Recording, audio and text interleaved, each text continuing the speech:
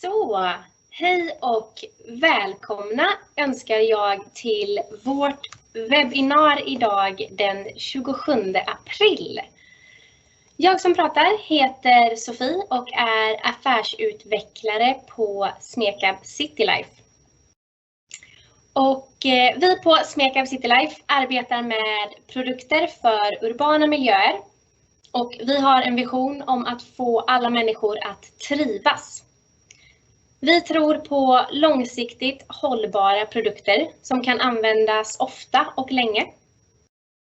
Och i linje med vår vision om att få alla människor att trivas så vill vi även lyfta diskussion kring områden som då går hand i hand med det som vi brinner för. Och det är av precis den anledningen som vi arrangerar våra webbinar. Och den här gången så vill vi prata om sociala städer.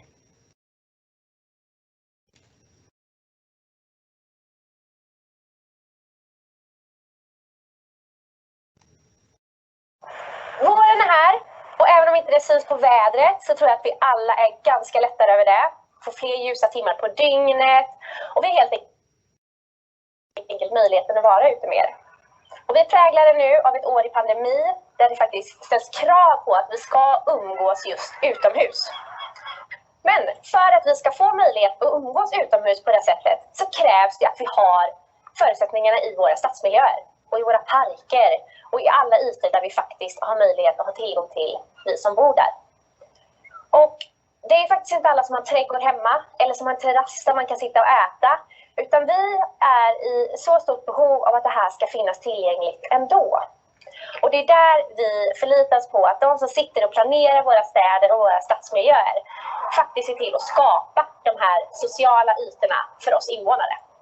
Men hur ska man då tänka när man har uppgift att planera de här miljöerna?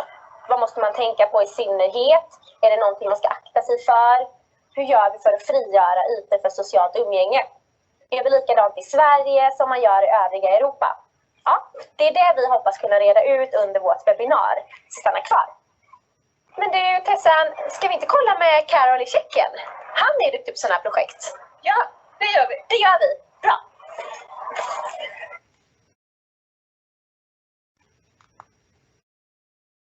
Ja, och precis då som nämndes i filmen, vi har gått mot ljusare tider och helt plötsligt så dras vi ut mer och mer. Och det vi vill prata om idag är helt enkelt hur vi kan inspirera till att skapa sociala ytor i våra stadsmiljöer. Vi vill helt enkelt se till att vi har någonstans att ta vägen när vi ska ses utomhus. Och vi vill framförallt lyfta frågan om hur vi kan ta tillvara på befintliga ytor och med det vara kreativa i vår planering. Så med oss för lite inspiration idag och för att få lite tips och tricks helt enkelt så har vi våran gäst Carol ifrån vårt partnerföretag MMCT. MMCT arbetar globalt med just stadsmiljöer och lösningar för produkter i dessa. Och nu ska vi helt enkelt då få höra vad Carol har för tips och goda råd i den här typen av utvecklingsprojekt. So, hi Carol, you're with us today. Sorry, hi, hello. Hi, how are you? I'm good, very good. Thank you for the invitation. Oh, thank you for joining us. I'm just going to start with asking, can you turn up your volume a bit? It's quite low. Or maybe move a bit closer to your microphone. Sure, is it better now? Yeah, I think it's a little bit better. So, you're here to join us today and you are going to have a presentation and enlighten us a bit more in how to develop our cities and our urban environments and create social spaces. Yes. Sure, I'll be, let me share my screen with you. I'll show you the presentation I have. Obviously, there is plenty of subjects to talk about within the social cities subject. You know, it's there is a lot of things to talk about, a lot of things to take into consideration. I was trying to, let's say, maybe pinpoint few of the ones that I consider quite important. Obviously, as I work for a manufacturer that provides the projects and works on the projects globally. We've got the experience of trying to, let's say, work around issues not only dedicated to one country or one type of an issue, but we work globally. So different environments, different people, different needs. But one thing in common, which I think generally all of us have at this point, is the pandemic, which is, it changes a lot. It changes the idea on how we supposed to consider, the social cities. We need to think about physical distancing. That's definitely important. Not necessarily social, but physical. I've got few maybe projects, few illustrations that I wanted to show you and talk through what we think in general, what I think is the way forwards now, and how we could improve the situation that we are in. Obviously, one of the things which is everywhere, basically, is buildings. All the cities, they're getting crowded. They're getting, we're building more and more buildings around the cities. The density is increasing. The amount of people is increasing, and the green space, the social space, that's slowly disappearing. Now, I think this is one of the most important things that improves citizens or inhabitants' well-being generally. So one of the ideas is that why not to use the space that's already there?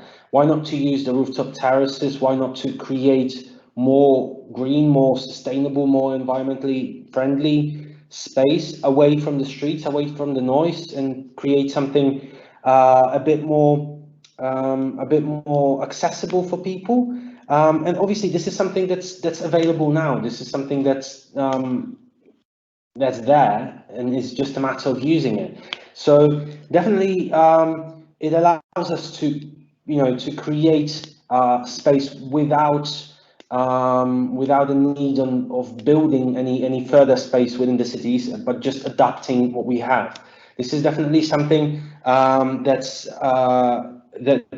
I personally like. I think it's a brilliant idea. Plenty of countries already implementing that, from the big cities, from London to America's San Francisco, and huge cities that we work together on projects like that. And it's just a matter of implementing the correct scenario, let's say, to the whole to the space that we have. I think in general, our perception of the space at the moment is very affected by current pandemic. But when we work on the projects, I think everyone knows that you work on the projects in 2, 3, 4 years ahead. We don't know what's going to be then. We're not sure if the pandemic is still going to be ruling the world. Hopefully not. But obviously we have to take into consideration the post-pandemic period, which means that it is understandable for now to create the zones with, let's say, physical distancing, but the social, let's say, aspect of it's supposed to be very strong still, and we should take it into consideration planning ahead on the different projects. So a lot of furniture, or a lot of products that we use within our rooftop projects is movable, so we can adapt the space however we need. And obviously it brings the second aspect. The design is very important, because we believe in general that design of the public space is not something that's the design shouldn't be reserved or only placed in galleries. It's supposed to be a thing for life and supposed to be usable within the city. So this is something that we try and work with. This is something that we try to generally implement in most of our projects. But obviously, this is not only the rooftop spaces that we're talking here. There is plenty of different ways of increasing the social possibilities within the cities, and obviously some of them are, for example, the streets, the office areas, let's say the sidewalks next to the offices. All that increases the possibilities and increases the chance for people to meet up. They can physically distance themselves, but also it gives them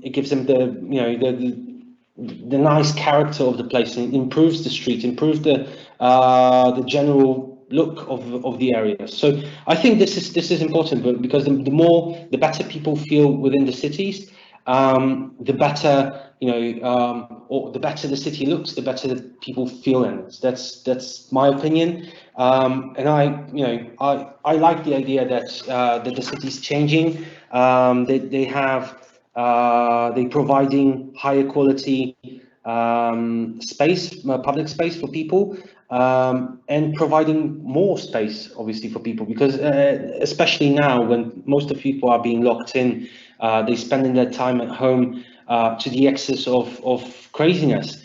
As soon as this period will finish, everyone will round the street. We need to do something about it. We need to prepare ourselves. We need to prepare the streets. We need to prepare the cities for an eventual access of people. And obviously it increases the healthy lifestyle, really, because spending the time outside, spending the time in the fresh air, as long as it's nice and spacious, I think it's creating, all in all, better environment and helping people live a better life. And obviously that's a statement for the cities as well, because I think most of the cities want to provide the best service possible.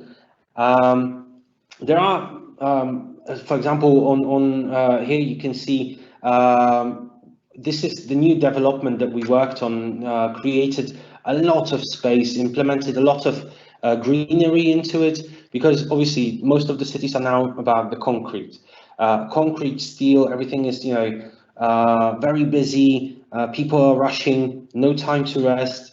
Providing them with a rest space that's helps a lot, and I think it's going to be quite important in future. Now, obviously, one of the concepts that we worked on is, for example, this development has been built in place of the old aircraft factory, and I'm pretty certain that most of the big cities, they have spaces like that available within the cities, within the regions. In my opinion, this allows us to create something special out of the space that's already there. Like, for example, I'm not sure if you've heard about the massive automotive factory in Russia called ZIL. It used to be the biggest manufacturer of Russian trucks. Now that's years, the 20th century. In the 21st century, they've built a massive park, built massive area, using a lot of design, using a lot of green space, water, sustainable materials. There's a lot of things they can implement into it. This is, for example, the aircraft one. In London now, at the moment, they are looking into breaking down the Battersea Power Station, which is a huge space as well, almost in the city centre, and that will create, again, a very high quality space for the city, for public, right? So this is an important, in my opinion, subject. Now, furthermore, we work on different concepts in that as well. Like, for example, the social projects of City of London, which is a brilliant initiative started by City of London, where they saw the pandemic like taking a spin and increasing the restrictions, or the government increasing the restrictions due to the pandemic, and obviously they needed to create some space and react to it for public. So very shortly after, they got a team of designers. They put together some ideas how to improve the space for public, and created special accessible areas for disabled people, for elderly people, giving it a lot of colors, bringing a lot of healthy and happy vibe too. So I think in general, small architecture can change a lot in the visual side of the city. It's a tiny expense that creates a lot of effect, to be honest. We've got some other projects, for example, city changes. City changes is one of the ideas where we work with a few of the big cities in Czech Republic. One of them is Prague. They had a brilliant idea on creating, let's say, a space for public that will be movable. Obviously, that creates a circular economy. We used our type of parklets in there. We created space for public that can be, it can stay there for a few weeks, then it can be moved to somewhere else. In general, we provided the product under the rental basis, which means that the city is basically using it for as long as they need, then they will return and we can place it somewhere else. So again, it helps a lot.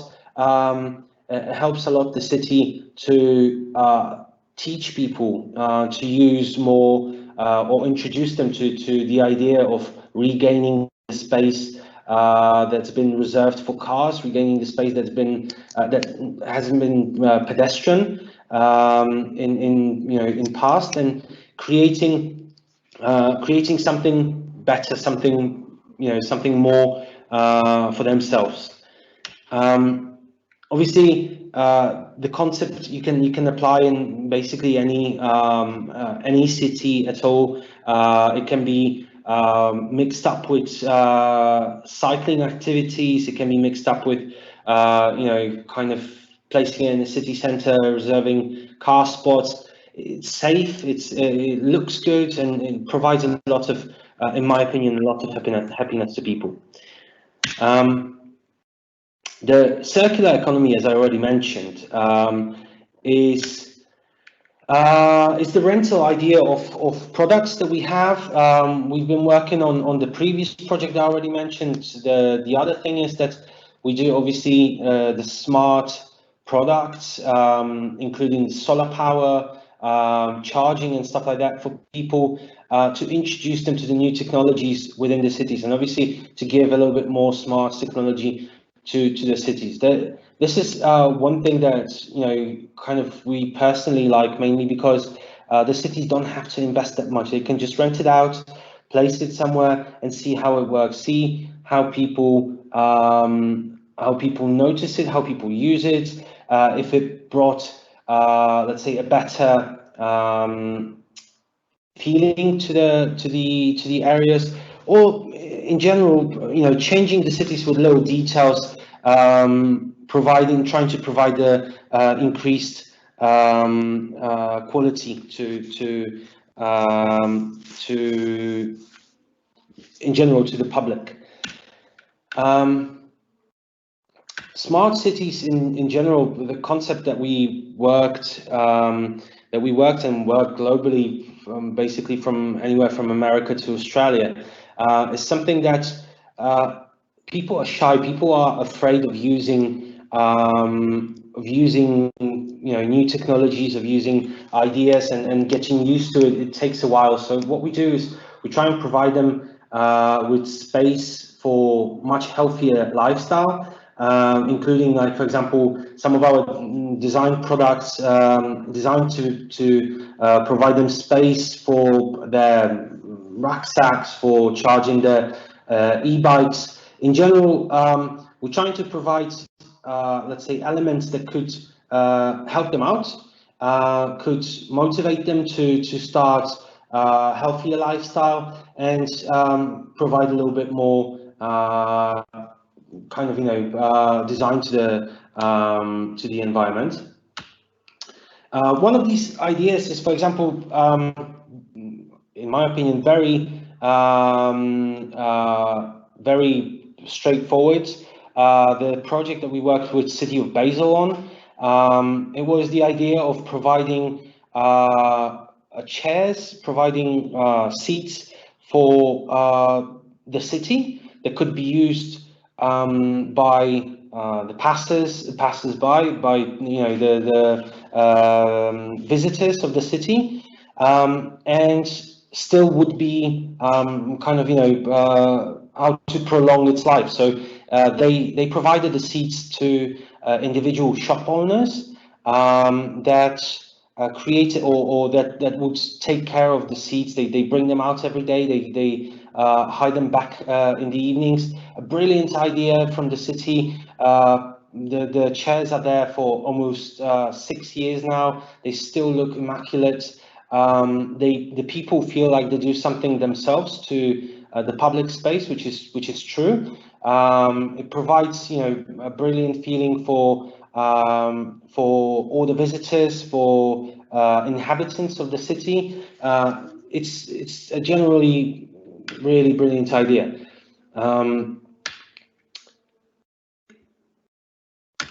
The social aspects of parks is, for example, something that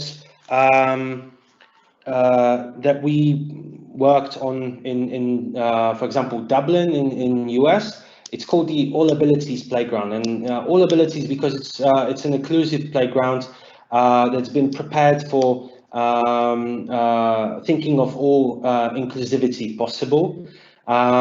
These let's say these products been especially proposed around this project. We work very closely on it with the architects, and we try and resolve all the issues that we had on the different type of products, providing a colorful selection, and making sure that the accessibility is still very much a subject, the first subject around that, providing increased space for the city. Yeah, in general, very let's say thought through project. Another type of using the space within the social cities is for example, something that we worked in Poland on. It's the outdoors theatre, which is used not only as a purpose of the theatre, it's used also as a social point, a meeting point where schools can use it as they want. There's individual spectacles being kind of shown in there. A very kind of pleasant place to be around. It's placed in a huge park. Provides a lot of space, a lot of usage from. It's not only the cities that we have to take care of, really.